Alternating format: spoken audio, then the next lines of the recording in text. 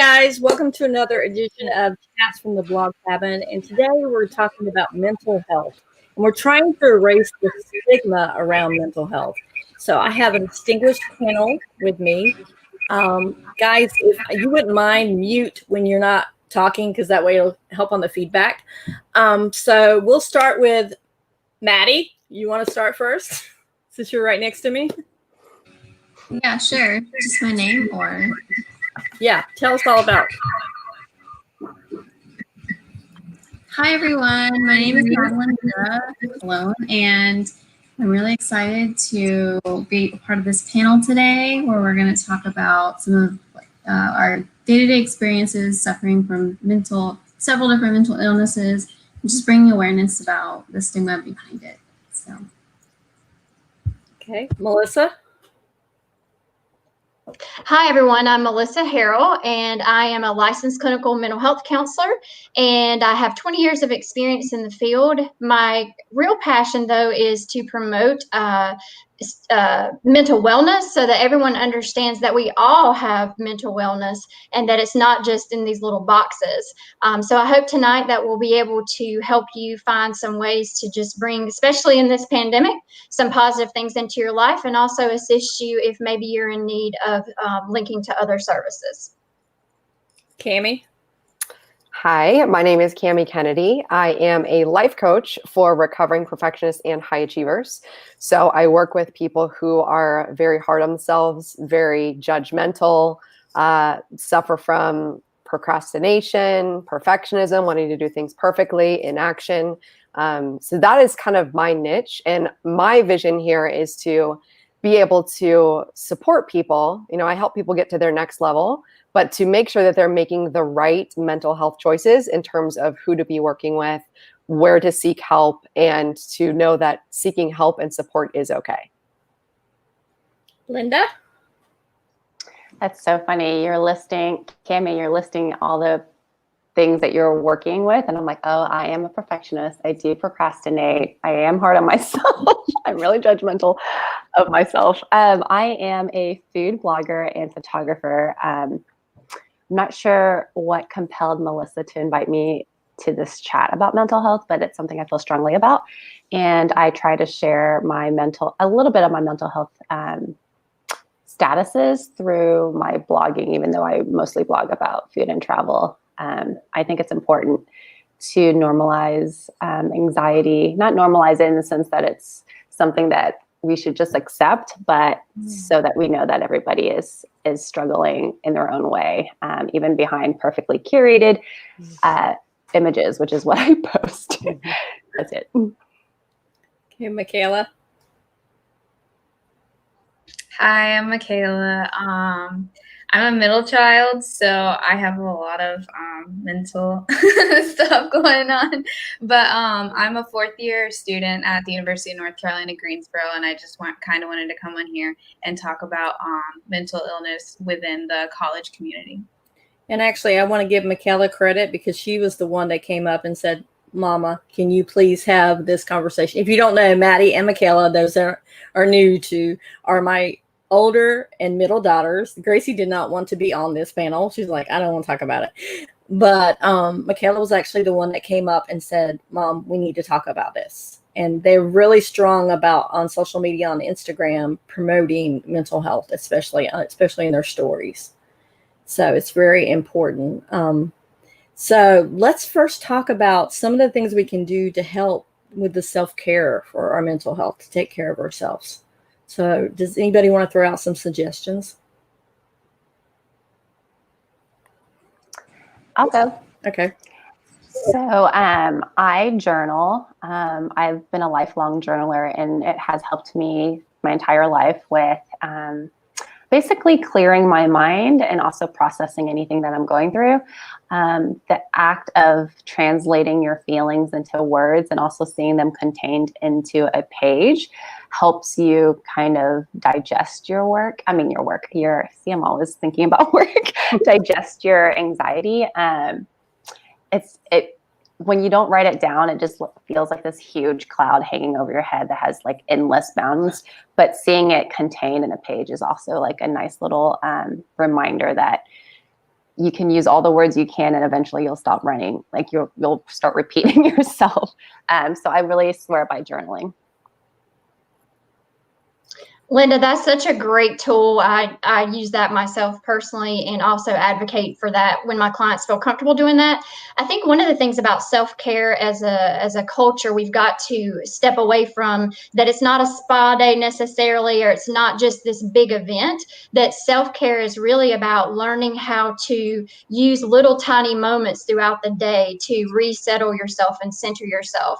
I'm a big fan of mindfulness, and I know that's a buzzword now, which kind of annoys me because some of us were using it before it was a buzzword, but I like that people are embracing that, and that you can take, 1 to 2 minutes to recenter and ground yourself.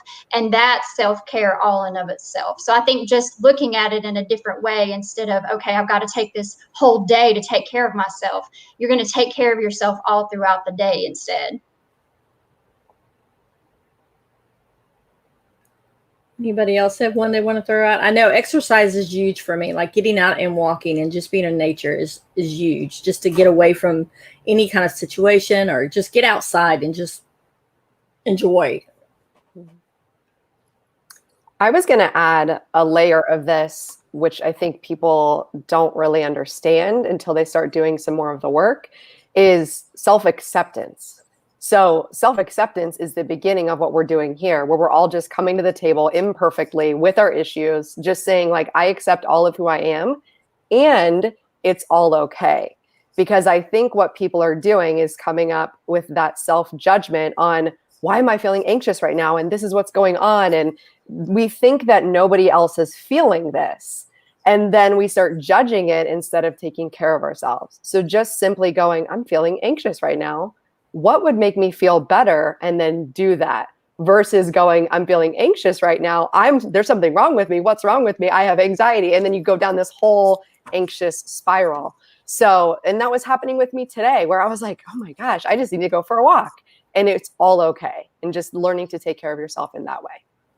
Yeah, we have a comment from Susan saying walking and devotional reading is what she does for self-care.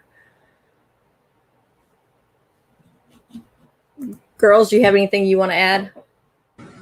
I guess going off what Cami said, unknowingly, I start to fixate on things. And so I'll start to be hyper aware of this is what I have to do today. This is what I need to do. And then I just start going crazy. And then once I start realizing hey, I'm acting a little silly, this isn't the end of the world, I take a step back, reassess what I have to do for the day, and then whether or not I have time to do other things that could benefit me more. And I'm always okay with taking a break too. I'm okay, this can wait, because I'm not gonna give my full effort if I'm panicking or anxious over something. So yeah, assessment of how you are feeling is really important. It's definitely the first thing you should notice. You start to get into that realm. That's the psychology major in college right there. That was her psychology degree at work there. Michaela, do you have anything to share? I noticed with myself sometimes I just do too much work, and my body, for some reason, it doesn't process stress well. So it manifests in other things, like I have really bad stress eczema, I have really bad stress acne, I get really bad stomach aches. So my mind doesn't know when I'm stressed, so my body feeds it out in those ways. And I'm like, oh wow, I have acne, and I never get acne. And I'm like, oh, that must mean I'm stressed. So I just try to figure out ways to implement things I like and things that make me stressed. So if I have to do homework and blueprints and everything, I decide to go to Starbucks and treat myself to a cup of coffee or something like that. Now, I have a question to ask, because it seems like all of us have anxiety. Is anxiety something that is learned, or is anxiety something that is passed down from generation to generation? It is both. It can be genetic. If you come, my family history is extremely strong in all kinds of mental health disorders. Abnormal psychology was an acing class for me because I knew a family member that had everything in the DSM. So it can definitely be genetic and passed down, but it can also be learned. I work a lot with young mothers and with infants and toddlers, and if we're not careful, we as mothers can create very anxious environments for our children. So the short answer to that, Melissa, is it can be both. Because I feel like all three of my girls, plus myself, we suffer from a lot of anxiety. So I'm wondering if that's something that I passed down onto them, and was that something as a fault as a mom that I could have done differently? I mean, likely it's probably that there's just a lot of family genetics that come into play. But, you know, we are shaped by our environment. But I think as moms, we beat ourselves up enough. So we're going to give ourselves a pass on this one, Melissa. We didn't do that one. Okay, I like that. Now, why do you think there's such a stigma about talking about mental health? Why do you think it is that society, everybody wants to hush hush and something has to be wrong? Like you have to be crazy or in the mental hospital for something to not be right with you mental health. And it's not true. I think that's historically, go back and look at history. We're really just coming into a time where it's not we know how to do better. We know how to treat better. We know that these things are physically based sometimes. And so we're starting to see that parity between the physical health connection and the mental health connection. We separated these things out for too long into boxes, you know, oh, it's physical health. Oh, it's mental. Well, you can't take your brain off of your body. Everything's connected together. We're mind, body, and spirit. And I think the more we as a society are coming to embrace that, that's helping to shatter that stigma and allow for this to be the same as if you have diabetes, you know? Yeah. Well, why do you think it doesn't get treated though? Anybody, throwing out for anybody. Why? I work with a lot of males, and typically they don't want to seek professional help in terms of therapy or talking about your feelings. So if it's that type of person, or maybe it's somebody from the Northeast, like I'm from, right? Like keep it within your family or don't share your stuff. I think it depends on how you grew up and if mental health is a thing that's acceptable in your community, in your peer group, in your family. And there are still generations that are passing it down and saying it's not okay. So now the men that I am working with, I tell them like, this is really great, like that it's starting to open up this conversation for mental health, and they're going deep into their thoughts and feelings and something different that they've never done because it's never been nurtured as a society. And I'm kind of speaking specifically about men in this situation, but that's what came up for me. No, but Cami, that's a valid point. And I think to piggyback on that, and especially given the clientele that you shared that you work with, no one, for some reason, you know, if I get a physical ailment, if I were to get cancer, I don't see that as a failure. But if I have depression or anxiety, that must be something I did, or I'm a failure at something. And so I think often folks do not seek treatment because it feels like a personal failure, or I can just pull myself up out of this. Why can't I just get over it? And that's where the whole biochemical piece comes in to back up some things for that. Mm-hmm. Yes. So what do you think? Honestly, I'm scrolling some stats along the bottom, but a lot of people suffer from depression, and it seems like there's more and more you hear about more and more. Do you think it's because it's becoming more normalized in society that people are like, oh, we have depression? Or do you think it's because people are just seeking treatment? Anybody's opinion on that? So I think depression is something a lot of people confuse with sadness. And I mean, there are a lot of people depressed, but I just also feel like there's a lot of people who are just sad. So I think there's some misdiagnosis there. But that is an excellent point, young lady. And one of the things that I like to say when I explore when people come in, and they will often use that sentence, I'm so depressed. And so one of the things we do is we flesh out in the work, what is the real feeling word that you need to put in that sentence? Often it might still be depression, but a lot of times it comes up to be lonely. I'm lonely, or something else. And so there are certainly clinical chemical depressions. I mean, I've had folks come in who have everything going right in their life, but they can't get out of bed and function. And that's a chemical situation. Then you have folks who have situational depression. Maybe they've lost a loved one, or they've lost a job, or life is just not going in that. It's just hard right now. But then there are people who come in that to your point, Michaela, it is some other feeling word besides depression, that is great to label as well, because then you can walk out what you need to do next. And often that may be working with someone like Cami to achieve where you want to go in life versus necessarily a mental health professional. Now, Cami made an important point before we started, we need to deviate between, or kind of tell you what a life coach is and what a mental health professional is. So Cami, do you want to take that one? Sure. And I love this because I had a friend who is both a therapist and a life coach. And I actually asked him to write a guest blog post for me to say, do you need a counselor or do you need a life coach? And the summary that he gave was essentially, to seek out a mental health professional, you are functioning below baseline. So the day-to-day is like very hard, very challenging. You're not ready to go to your next level. And so a life coach is going to take you from baseline, like your average everyday life, where you're just kind of happy, just your averageness is going to take you to your next level. You want to achieve your next goal. And I'd like to invite Melissa to add on that as well. But I also work with people who have a therapist that they're working with on something else. So maybe it is they're going through some childhood stuff. They're digging deep into some of the traumas that they've had, and they'll hire me for a specific other area of their life, because you can be doing really well in one area and not so well in another area. And that's part of life too. And since I work with perfectionists, it's like they want everything to be 110% all the time, which is not an attainable goal. So sometimes it's just, let's reset what we're looking at as success and just start to change the way that we view success. But Melissa, I'd love for you to follow up on that as well.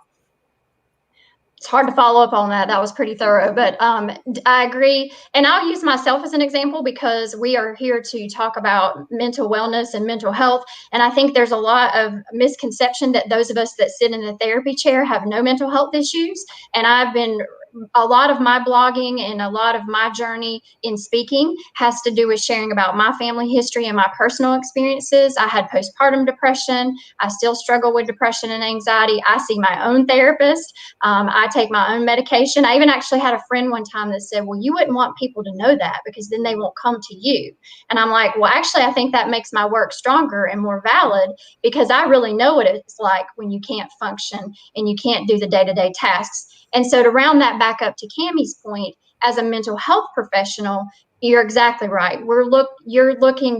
Your life is interrupted, basically. These things are impairing you to where if it's a child, they're having issues functioning socially or in school. If it's an adult seeking out mental health treatment, they're looking for, they're having a hard time functioning with their family unit or with work. And like Cami said, they're there as life coaches then to raise that up. I myself work with a spiritual mentor coach for my callings, my mission work. So I have a therapist and a life coach in essence as well. So you see these things work in tandem, but you do need to make sure that you're seeking out that right professional or both.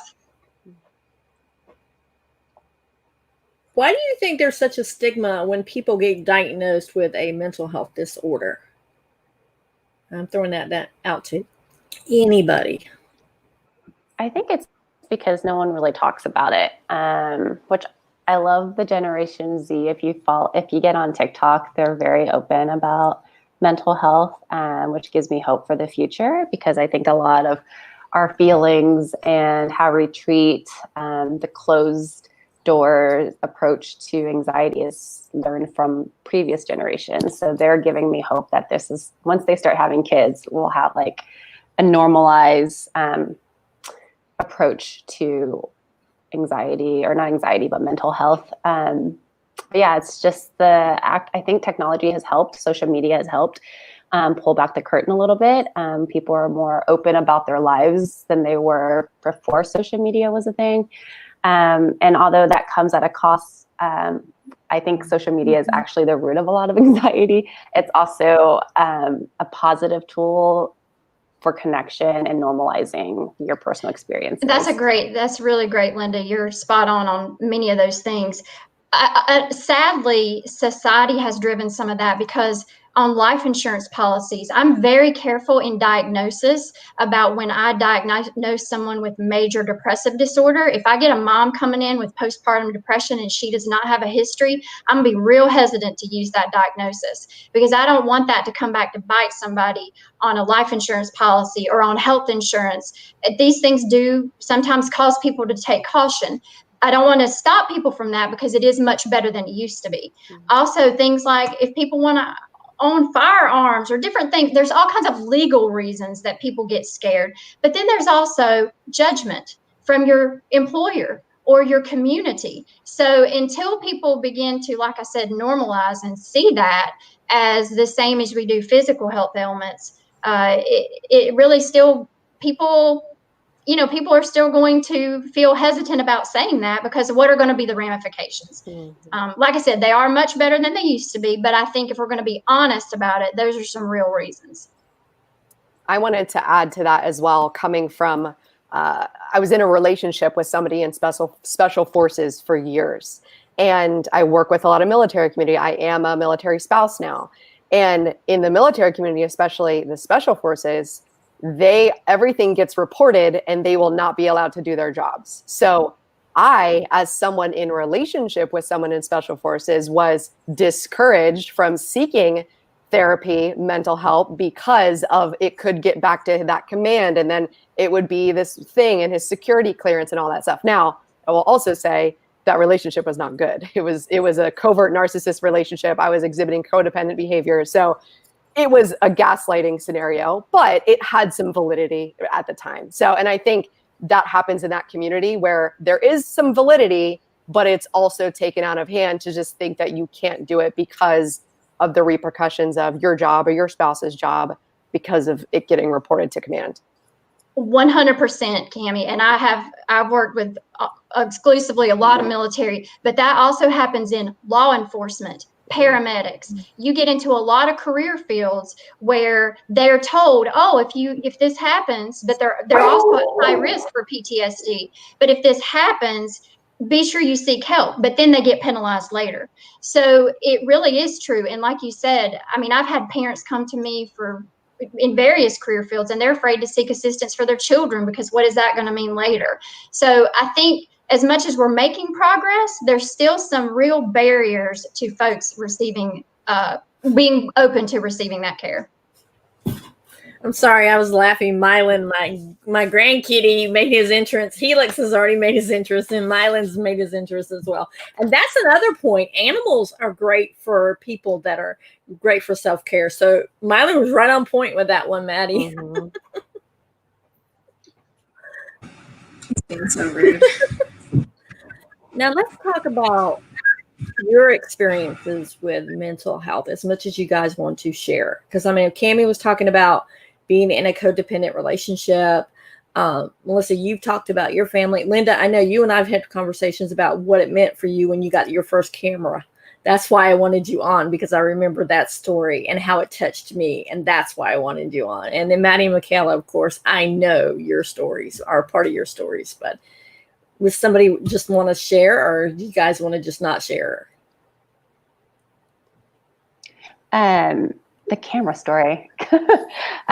So I have a tendency and history of being attracted to emotionally unavailable people, and also be very codependent.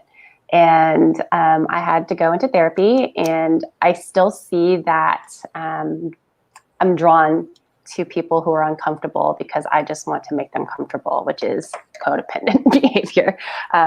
People's happiness and well-being is their responsibility, but I know that one way for me to kind of, in a healthy way, channel that unhealthy attraction is photography.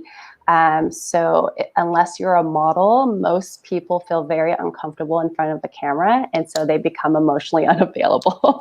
And so I'm able to channel that unhealthy attraction to my business and my work. And after our session, after I try to make your needs above my own during our hour session photo shoot, then I get to go home and I don't have to marry you. And it's wonderful.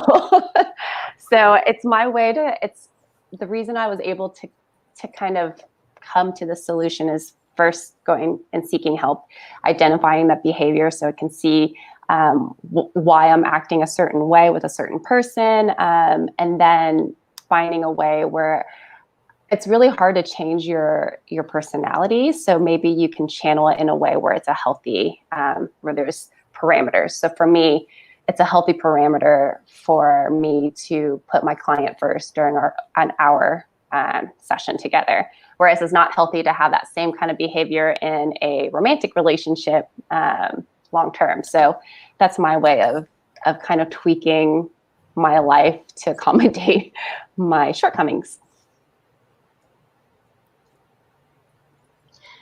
Well, for me, it was probably destined in the cards before I was born to be a therapist, even though this is not anything I ever wanted to do. And I've tried to get out of it like the mafia for the last like 10 years, and it keeps sucking me back in deeper ways. But my father's mother was a paranoid schizophrenic, and I stayed with her all throughout my birth to 5 years. She talked to dead people every day. And I thought everybody's grandma talked to dead people. I didn't know that this was a problem. And so from a young age, this was just how life was. My mother was bipolar. My grandmother was bipolar. Her brother was bipolar. So this was just life. People going in and out of the hospital for depression and mental illness, people attempting suicide. This was not a shocking event for me like it is when I talk to other people. So, and then move into my life and my own struggles with anxiety and depression. And my daughters also struggle with those things and seek treatment. So in my world, this is like talking about chocolate milk and cake and life, because mental health is just a part of everything. So that's why I'm passionate about, not just as a professional, but as a person, that we have these conversations. Anybody else? Maddie?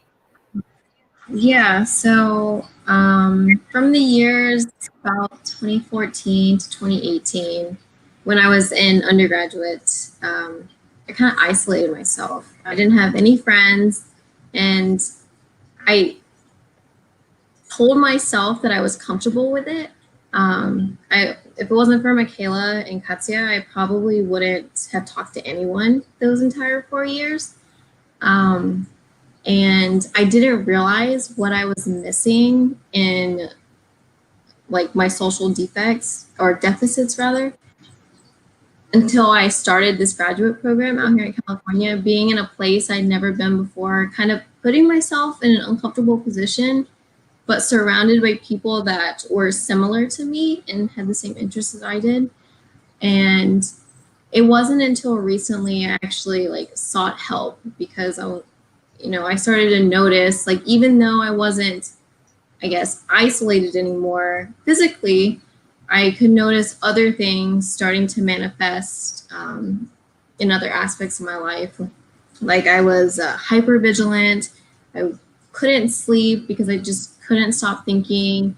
My constant to-do list was running through my head, and I tried to find other ways that I could control my life a little bit more when I couldn't control my thoughts and feelings as well. So I kind of like took the lab manager job. So now I'm like in charge of like everything in lab, and where everything goes on the shelves and all the labeling and everything. So I try to like organize my physical space so that I know that my mental space can follow suit behind it. Michaela? Yeah. So at a very young age, in first grade, I was diagnosed with ADHD, and I was taking medication through middle school. And if like you guys aren't familiar with the medication that they put you on for ADHD, it basically just drains you of your personality. You're just like a walking zombie just to try to concentrate on school and everything. So when I finally quit taking the medication, it was really hard for me to find myself, and I was pretty much sad all the time, and I thought it was normal, but it's not normal. So when I got to college, I went through some really rough experiences. This past year, I actually started a relationship with somebody who had a mental illness, which is something I've never done before. I've always dated people who don't have mental illnesses. And I'm not a very emotional person. I never really like show my emotions. I barely ever cry or anything. And this past year has been like a complete roller coaster, because being with somebody with depression is really hard, because you can't like define whether or not it's their depression or your depression. And it was a gaslighting situation too. And I'm glad that I was able to leave and like become stronger from it. But this past month, I was diagnosed with bipolar disorder, and it was really scary. I got the diagnosis a few weeks ago, and I just cried, and my friends had to come over and take care of me. I couldn't do anything. I was so scared. And but I'm glad that I got the diagnosis, because they put me on medication and I feel good now. Like it's scary knowing that like you have a disorder everyone labels as crazy, but at the same time, this medication In really more ways saved than my one, life. Michaela.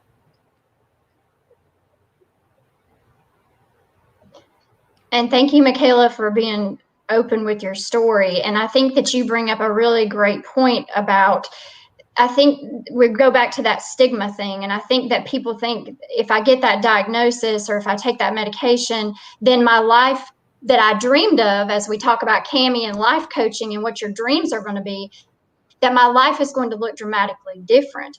My mother was an intensive care cardiac nurse, and she was brilliant, and she had the bipolar disorder, and she worked a great job and a great life. So she was a great mom. So I think, especially when we talk about moms and mental health disorders, people get afraid they won't be able to keep their children or raise their children. But when you're properly diagnosed and you receive the proper treatment, you're going to optimize your life, and you're going to be able to get to the best place that you can. So you bring up such a great point about getting that accurate diagnosis and the proper treatment, whatever that treatment plan looks like. I think she muted herself before she finished her sentence, Melissa. Oops. You It'll be the first time in my life that I muted myself. I was just saying it's just making sure that you get that right diagnosis.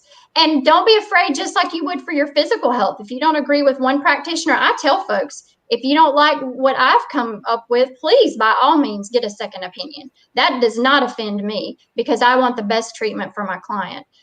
So, just making sure you get the right diagnosis and the right treatment plan, you can optimize your life. I wanted to add to that, because I was like inspired in that moment too, of it's the story that we tell ourselves about what mental health means. And basically the way Melissa said it was, you're fearing that you're losing something, you're losing out on your dream life, you're losing out on relationships. And that's the story that's keeping you stuck without a diagnosis, without support, without help that's going to take you to the next level. And the thing that's been coming up in my head this whole conversation we've had is the Brené Brown on, I think it's on Netflix, I forget what it's called, but it's all about bringing shame into the light. And Brené Brown's work is amazing. And just the fact that we have that type of documentaries on a place like Netflix that also has a bunch of other stuff is showing that we are now becoming more courageous to have these conversations. And it starts with everybody on this call leading the charge, and in our communities leading these conversations and making it be okay. But when shame can only survive whenever it's hidden. And that's one of the biggest things with Brené Brown. So if anybody's watching and hasn't seen anything by her, start there if you need the courage to change your story around what seeking mental health or support is going to do for you. Because you're seeing right here on this call that everybody who sought help got it and is now living a better life because of it. And Cami, to that, just I don't even know why, but we've not discussed cultural bias. related to people seeking treatment. And I would definitely love to hear that from Maddie and Michaela with their cultural background, if that played into them seeking treatment. But, you brought up early, Cammie, about people being from the North and not talking about that. There's that big, I used to love Designing Women. These young girls don't know what that show is. But, Julia Sugarbaker used to say, we don't ask in the South if you have crazy people in your family. We just bring them right out on the front porch and parade them around. So there really are cultural differences depending on what people say. I work in Kenya, Guatemala, doing mission work. The stigma in developing nations for mental illness is really challenging at times. So I'd love to hear the girls talk about, did you have any cultural things that played into you seeking treatment? And Linda as well. Linda, yes, you as well. So the Asian community, especially the older generation, we do not like, I say we, even though I'm not in that generation, but they do not like talking about feelings. Their approach to all family dysfunction is to not talk about it or cut people out or just work. And to talk about your, especially family dysfunction, it's almost like a betrayal to the family. It's like you're airing dirty laundry. You don't have pride, family pride. You don't have family loyalty. So that was definitely something that I had to work with my my parents. My dad's recently passed, but when I started to seek therapy help, like just seeking, I would tell them, and they would always discourage me from going because I think my dad would say, that would just make you crazier. Like just learning about it will just drive you mad. And that was always his approach. And sometimes I'll come back from therapy and he'll ask me, hey, did the therapist agree with me? Like, and I, honestly and jokingly tell him that no, a lot of my issues stem from you, Mom and Dad. And then he'd stop asking me about therapy. But that is basically the culture. Again, it's changing the more westernized Asian Americans are becoming. So I don't see that. I see that a lot with my peers. I'm in my mid-30s. A lot of my Asian friends in the mid-30s, they are very weirded out by my relationship with my parents because we are very affectionate and verbal. And that took a lot of work on my end because I had to actually coach them to be verbally affectionate, to talk about their feelings. So they're gotten a lot better. My mom has continued to kind of blow me away with her willingness to talk about her grief. And it wasn't always like that. And it's definitely a cultural thing for sure.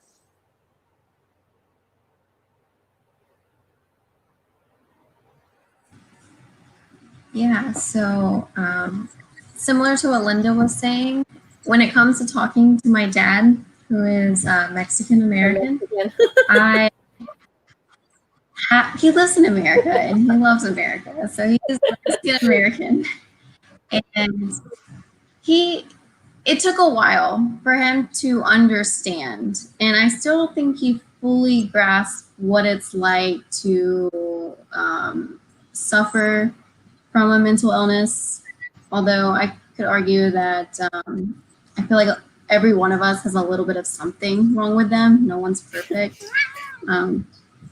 But I don't really associate too much with my dad's side of the family. And so just going off of my early experiences with my father when I was old enough to start communicating and realize that, hey, something doesn't feel right. It's not physical, but I still feel sick. He would always be like, just don't be sad. It'll get better. Like, just be happy. It's not that hard. And it's like, but I don't know how. What is crying going to do to help? You have to. Yes. What is crying going to do to help the situation? And he's not wrong, but it's not a healthy approach. So I think he understands that now. I mean, there's one thing that I have done with the girls that I didn't have with my mom is we have an open and honest conversation. And don't we, girls? We have Cry Fest when all of them are home. I mean, literally, we hash out a lot of stuff, right, Michaela? I mean, it's not supposed to happen, but yeah, it always does. It always ends up happening. We have these deep, heartfelt conversations that I didn't have growing up. So that makes a difference. That's something I'm passing on to them, to know that they can come out and they can talk about stuff, because I didn't have that outlet. And I look at it now and thinking maybe that's why I had that anxiety and I had that fear of being judged for so long by so many people, because I couldn't voice my opinion, or I couldn't talk about how I was feeling. So I wanted to make sure that the girls knew they were okay talking about their feelings, even though, like I say, I make them cry, they make me cry, and we've learned that we love each other at the end. But still, those conversations, honest and open conversations, are very important. You agree, Michaela? Yeah. Going off of what Maddie said, talking to our father has been kind of hard. I've been in and out of therapy since I was little because I had anger issues and everything. But when I told him that I had the diagnosis of depression, he didn't understand. And I'm like, this isn't coming from nowhere. I've literally been in and out of therapy my whole life, so you shouldn't be that surprised. But he's just like, you're sad. Why are you sad? You have a good job. You get paid well. Like, you're living on your own. Like, you're out here like living the dream. And I'm like, that it's not that. And I remember calling Maddie one day and telling her, like, I'm sorry for being sad all the time. And she's like, Michaela, it's not your fault. Your brain won't let you be happy. And I remember that all the time, because it's not me. Like, I don't choose to be sad. And I think my mental illness has brought my family closer, because they are very accepting. I'm part of the LGBTQ community, and coming out to my parents, they have really accepted me a lot. And because it's just like, I have a past of suicide attempts, so my family is very accepting of everything I do now, because they'd rather me be here than not be here. Yep, that's so true. Michaela, both you girls are making me so proud right now, but Michaela, you're making me cry. See, told you, cry fest. Now, we did have a comment from Courtney. Courtney was actually on last week. Her dad, she talked about being the survivor of a suicide. Her dad ended up killing himself about 17, 18 years ago when she had her first child. So Courtney has a question. She says, I have a friend in a situation where a loved one is having a mental break, but cannot see that they're in the middle of an episode and refuses to get help. What can she do to help herself and protect her own mental health? So anybody want to take that one? I guess I'm going to be on the hot seat for that one. Nobody wants to touch that one. I think, and this can be one of the frustrating things when you are in a relationship or with a family member that has a mental illness, and you are the caregiver or supporter or somehow connected in that relationship.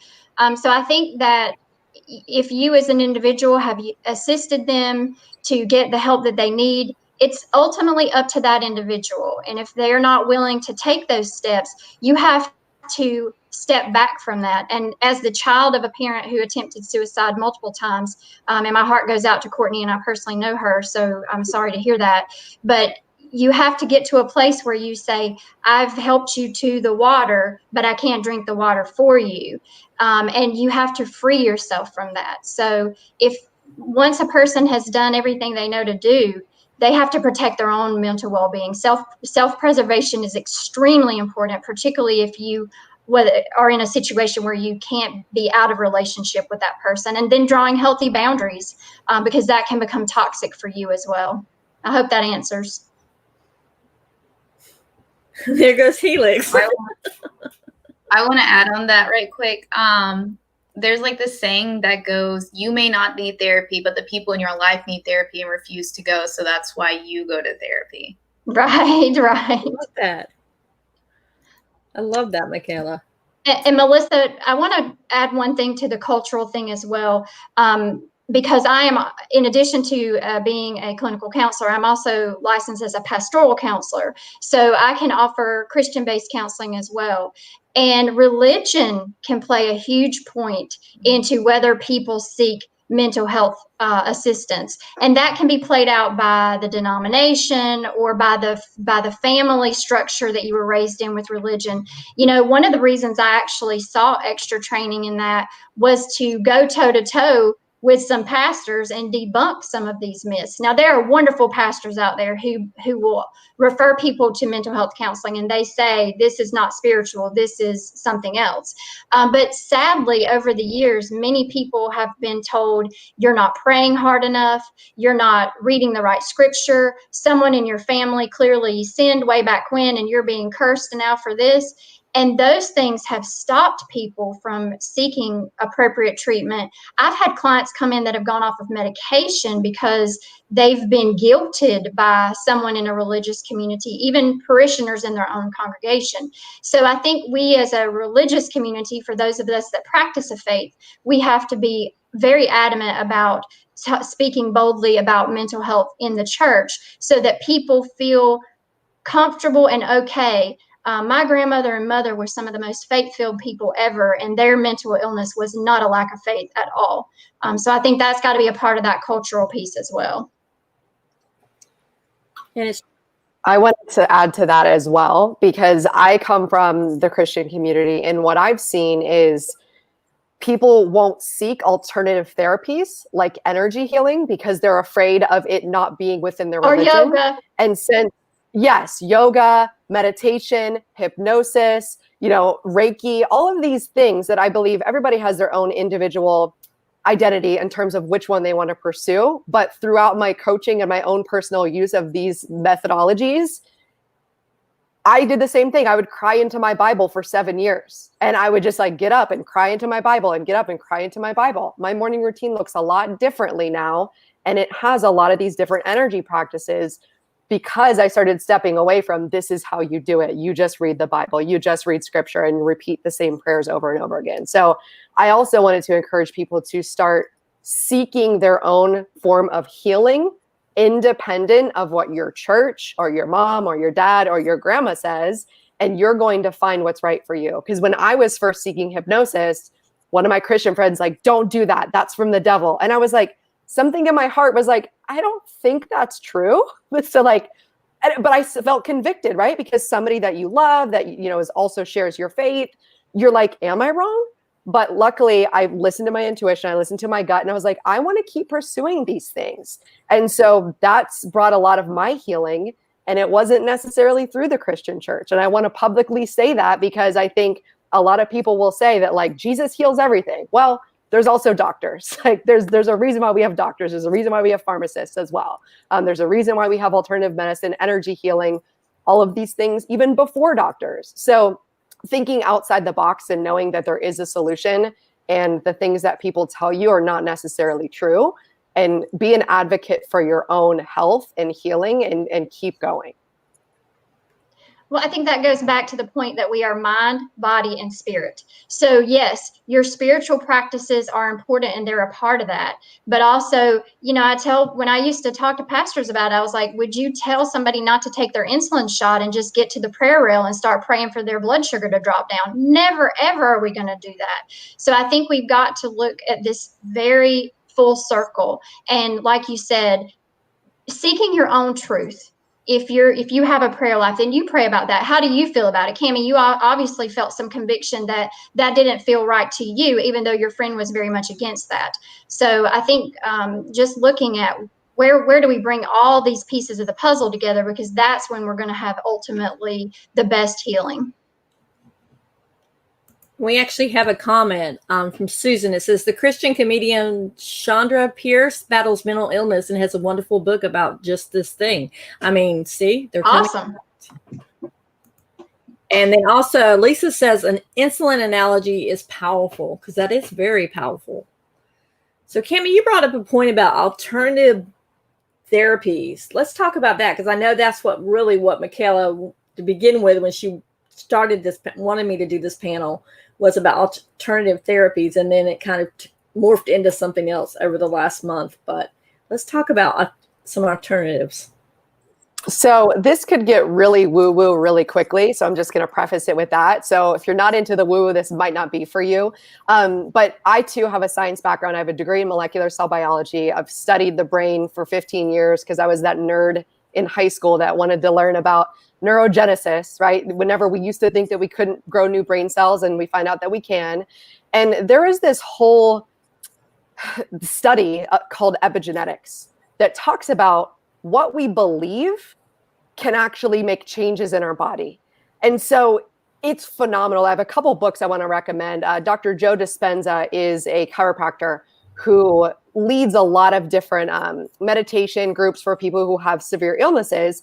And they use the power of meditation and belief to essentially heal themselves, which is very similar to the power of prayer. Like if you actually believe that you're going to get better, you will. If you don't, you won't. It's the same thing as the placebo effect.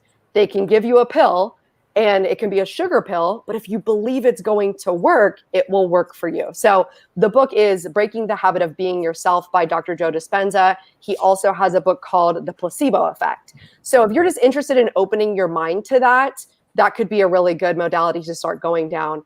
And it also goes into the realm of quantum physics, of energy, of vibration. There's frequency healing devices out there. But specifically like the very easy like energy modalities that people can get into, Reiki, which is like energy healing with the hands. It's kind of like, I experience it. I'm getting certified in it, but I've also experienced it. It's kind of like meditating and someone's facilitating the energy blocks to move through you. There's another one called EFT or tapping, and it has been proven to release stress. I know, Melissa, you've done that with me. There's basic meditation. I find meditation is kind of hard if you're not used to sitting with your feelings. So that may not be the best beginner one. EFT, tapping, you can find YouTube videos on that, is a very great one. Meditation, yoga. There's a local community here. They have this it's called Kirtan Bliss Band. And it's just like chanting and singing. And it actually raises your vibration, which is why like Buddhists will do the chanting, because it actually raises your vibration and your energy. So those are just a few pieces. And if you want to like go down the rabbit hole of energy and quantum physics, I found that really helpful because I have a science brain and a science mind. And when I start hearing the stories and seeing what people were able to do through the power of belief, that's when I started to go, okay, this is a real thing. And there's been studies shown that, just read the book. I don't want to go into it, but read the You Are the Placebo, and you'll get to hear about these studies and the power of belief. If you believe you can get well, you can get well. Michaela, did you want to add anything? Sorry.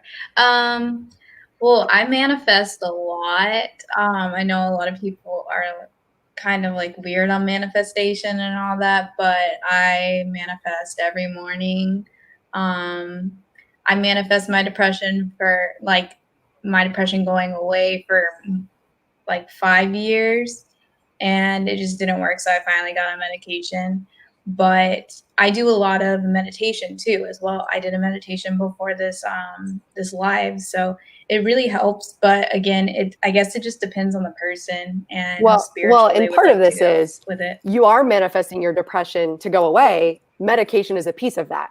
So it doesn't mean independent of, right? It means you found the doctor that was the right doctor that prescribed the right medication that is still putting you on your path. So it's not to say that you don't need medication, right? Just like we're talking about insulin. There are people who can potentially change their diet, lifestyle beliefs, and start to get healthier, and they might still need medication. So I don't want people to do the whole just pray it away or just believe it away and go out there and your leg is cut off and you're like, I'm just going to believe that it's going to grow back, because it's not that simple. But the power of believing in the modalities that you're using is important, because some people will take medication and still be depressed because they just believed they're a depressed person. So it goes hand in hand. If you believe the medication won't work, it won't work. If you believe it will work, it will work. There's a lot of people that are just committed to the identity. On the flip side, we said that there is a stigma around it, but there are some people that gain their identity from being the person with the problem. I don't think that's anybody here because we're all talking about it openly. but we gain a lot of love and connection from having certain identities. And you can see this with people who, like we talked about, who won't seek the help because that's just who they want to continue being. And that's just okay with them. They don't see it as something that needs help. And Cami, to piggyback on that, I think you bring up an excellent point. And when you hear the word alternative medicine, people think, okay, I've got to not seek traditional treatment and I have to go to alternative, or I don't want to do alternative, so I'm only traditional. And when we can get, I also have a training in public health, and when we can get practitioners and we can get people on the same page to say, okay, it's kind of like if I go to a buffet, right? I'm not going to just take from this one thing. I'm going to try a little bit of everything. So what does it take? And to Michaela's point, it's what works for each individual person. If we're good at what any of us do that are professionals on here, every treatment plan or every goal sheet we make for a person should look entirely different. It might have some of the same main ingredients, but it's going to be very specific to that. So I think people opening up their mind to let's blur this line between, well, I can only do this and I can only do this, the all or nothing thinking, until we get to a place where, oh, that's not alternative. That's just standard of care. Linda, do you have anything to add as far as the Asian community with the alternative medicines? Alternative theory? Actually, my mom really loves, or she doesn't do it anymore because she can't drive and is limited to where she can walk. But growing up, she's really into the Eastern medicine. I am not a good recipient of that. I don't believe in it. I just have a hard time suspending disbelief. But she feels very strongly about it. Her dad, my grandfather, whom I've never met, he passed away before I could get over to Vietnam, but he was a local celebrity for those weird things that you boil and make teas out of. I'm so glad she can't see me right now because she'd be like, that's not what he did. But yeah, so I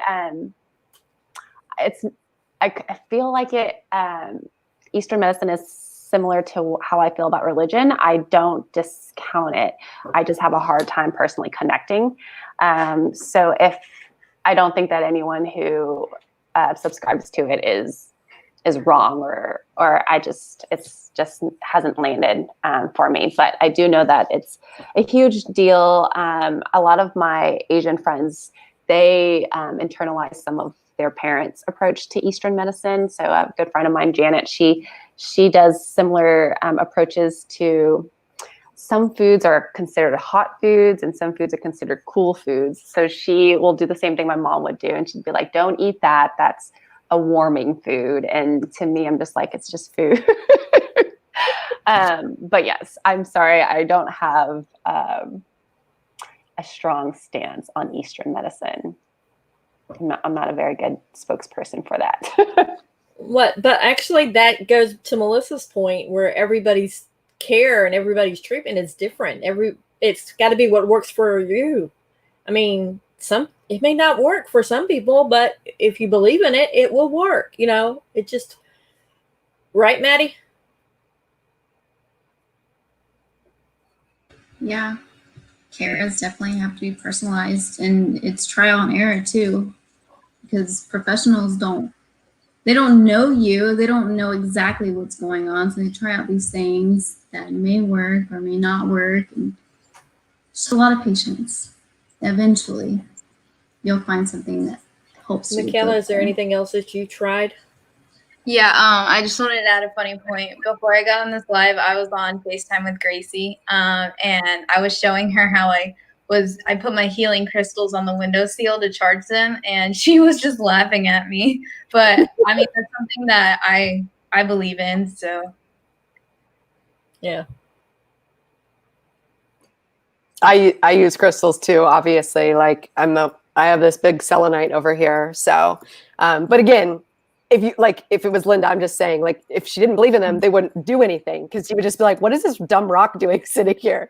And it would probably make her angry. Like, so it wouldn't help. I her have vibration, crystals, right? but I don't use them the way. I'm just like, maybe they'll help me if I just put them over here. But I don't do anything. Like, I don't charge them or hold them or anything like that. But yes, I don't discount it for other people. But so it's kind of weird, because I feel like I'm somewhere in the middle where it doesn't make me angry, to the point where I do have a few crystals that some of my crystal totem friends have recommended to me, but I'm just not a full-on believer. So Yeah.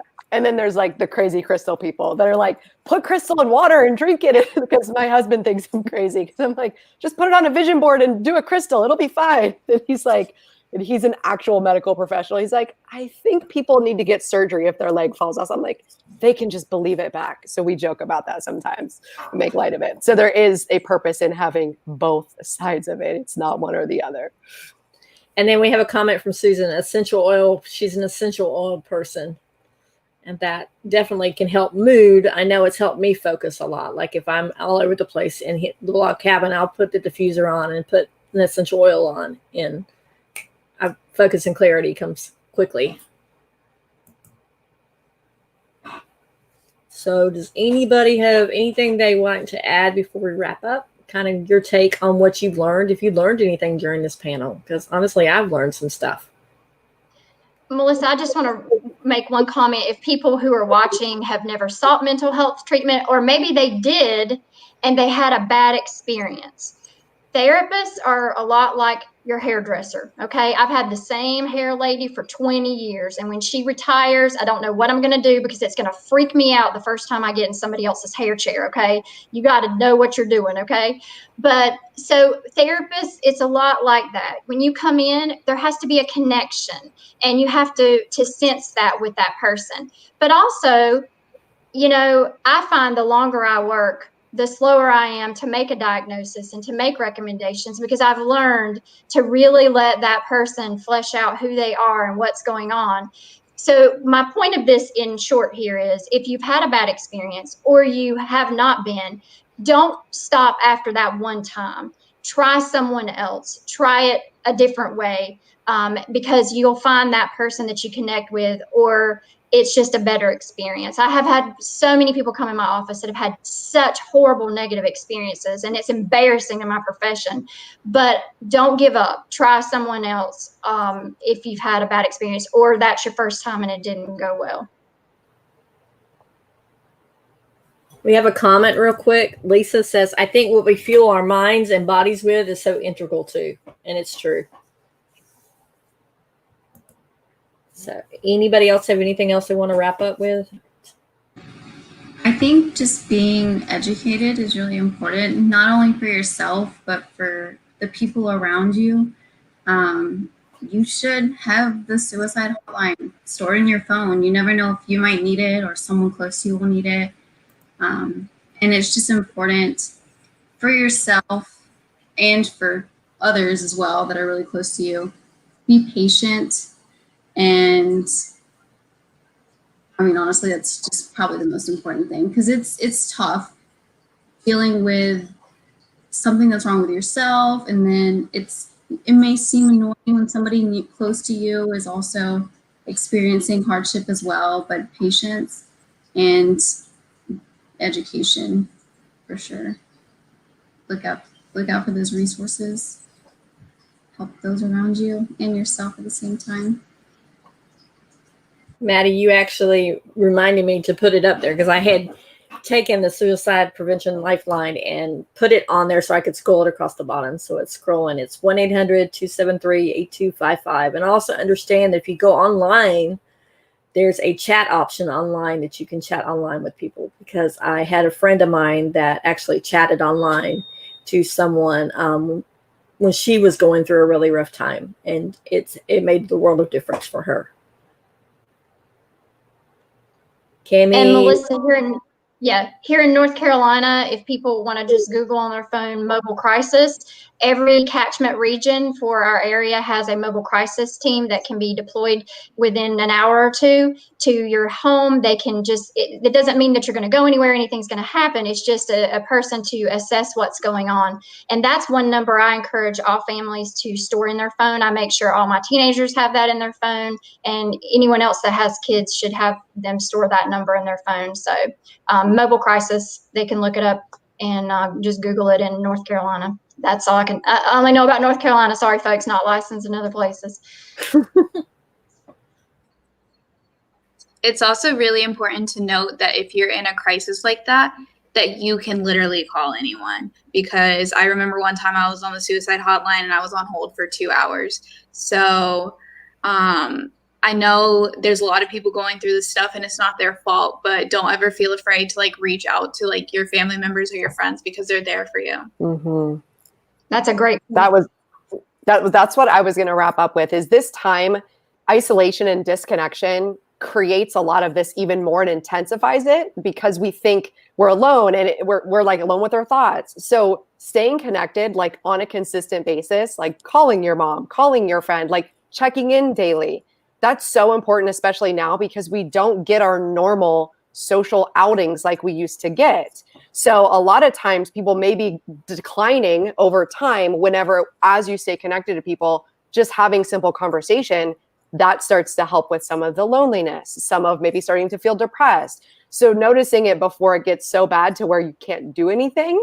And that starts with putting healthy routines in place now and back into March if we could have, right? And if anybody is in a spot right now where you don't have those healthy routines in place, like do it now. Just do it now. Even if you're so down, you can shoot a text. You can shoot an emoji to someone. And I know when you start to get really down, you want to isolate, but that is one of the worst things. So make sure that you have a fail-safe where you give people permission to check in on you in case they don't hear from you too. That's what I want to leave you guys with, on something actionable that you can do right now today.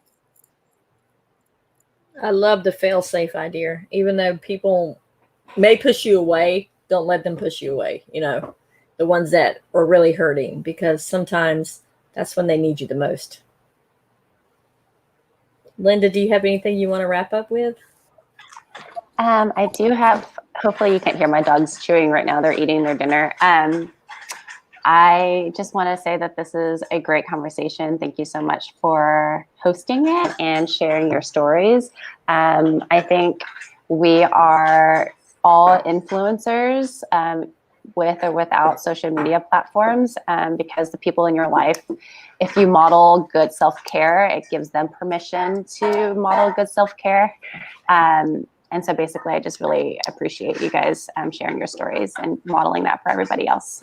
Guys, I really want to thank you for being on. I do have to play the proud mom moment right now, because Maddie, Michaela, you're very well spoken, and Maddie, you know I love you, but I got to give some more props to Michaela for actually coming on and being brave enough to share her story, because she's gone through a lot this month, and for her to actually come out and say, hey, this is what's going on with me, and this is what I'm doing about it, and just sharing it and educating herself and educating others about this disorder is just amazing. And like, I'm so proud to be both your moms, and so proud to be Gracie's mom, even though Gracie didn't want to get on and talk about it. She's like, no, I have anxiety. I have anxiety about being on. So I'm going to out her there as well. But everybody, I just want to thank you so much for being on.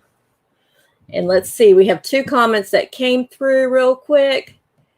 Wonderful job, everyone. And it says, yes, very brave girls. Super proud of you both. See? So I hope you guys have a great rest of your days. And ladies, thank you again for coming on. I really appreciate it. Thank you so much. Have a great evening, everybody. Thank you. You ladies are awesome. Thanks, everybody. It was awesome. Okay, we'll see you on the next chat from the Blog Cabin. Bye.